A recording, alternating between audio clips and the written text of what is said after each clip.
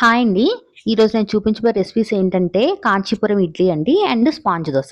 కాంచీపురం ఇడ్లీ అంటే మన Tirupati side, Tamil Nadu side వెళ్ళినప్పుడు మనకి ఇడ్లీలు పెడతారు కదా! మనం పెట్టుకునే ఇడ్లీ కాదనమాట. ఆ ఇడ్లీ వేరేగా ఉంటుంది. ఆ ఇడ్లీ నేను చెప్పబోతున్నాను. అదే పిండితో మనం స్పాంజ్ దోస కూడా వేసుకోవచ్చు. సో, ఈ వీడియో నచ్చితే like, share and subscribe to my channel. So, ఇప్పుడు మన రెసిపీ చూద్దాం. ముందుగా ఏంటంటే 1 కప్పు వరకు ఇడ్లీ బియ్యం అని ఉంటుందండి.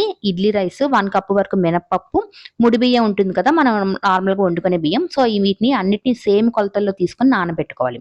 సో, ఈ విధంగా ఇవి ఒక 6 అవర్స్ నానిన తర్వాత వీటిని మనం పిండి ఆడుకోవాలండి. రుబ్బుకోవాలి.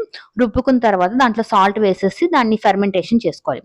సో, ఒక 8 అవర్స్ తర్వాత అది బాగా పులిసిపోయినట్టు అయిపోతుంది. ఇప్పుడు ఆ పిండి తీసుకొని దాంట్లోని 1 స్పూన్ వరకు సొంఠి పొడి, 1 స్పూన్ వరకు మిరియాల పొడి వేసేసి దీన్ని కలుపుకోవాలనమాట.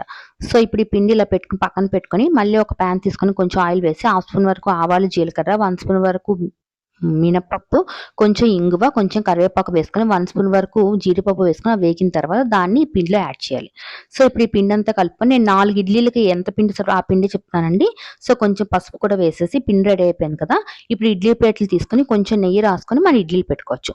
లేదు మీ దగ్గర అరిటాకు ఉంటే అరిటాకులో కూడా ఇడ్లీలు పెట్టుకోవచ్చు. ఈ విధంగా ఇడ్లీలు పెట్టేసిన తర్వాత మన నార్మల్ ఇడ్లీలని ఏ విధంగా ఉడకపెట్టుకుంటామో ఆ విధంగానే ఉడకపెట్టేసుకోవచ్చండి వీటిని కూడాను. సో, 15 నిమిషాలు అయిన తర్వాత మనకి ఇడ్లీలు రెడీ అయిపోతాయి. సో, ఇప్పుడు స్పాంజ్ దోసకి ఆ పిండినే తీసుకొని నేను దీంట్లో 1 స్పూన్ వరకు జీలకర్ర వేశానండి. మీకు జీలకర్ర అవసరం లేదని మీరు స్కిప్ చేయొచ్చు.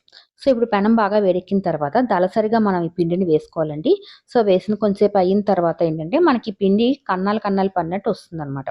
సో, ఈ విధంగా కన్నాలు కన్నాలుగా విడిపోయిన తర్వాత దీని మీద కొంచెం నెయ్యి వేసుకొని మనం మూత పెట్టి వదిలేయాలి. అంటే ఇది ఉడకడానికి వీలుగా ఉండేటట్టు. సో, కొంచెంసేపు అయిన తర్వాత చూస్తే మనకు ఒకవైపు కాలిపోతుందండి. రెండో వైపు కూడా ఒక నిమిషం కాల్చుకుంటే మంచిది. సో, ఇప్పుడు ఈ విధంగా స్పాంజ్ దోస కూడా రెడీ అయిపోతుంది. ఈ విధంగా ఇడ్లీలు చేసుకోవచ్చు, స్పాంజ్ దోస కూడా చేసుకోవచ్చు. దీన్ని పల్లి చట్నీతో గాని, కొబ్బరి చట్నీ గాని తింటే చాలా బాగుంటుందండి. తప్పకుండా ట్రై చేయండి. And subscribe to my channel. Thank you for watching.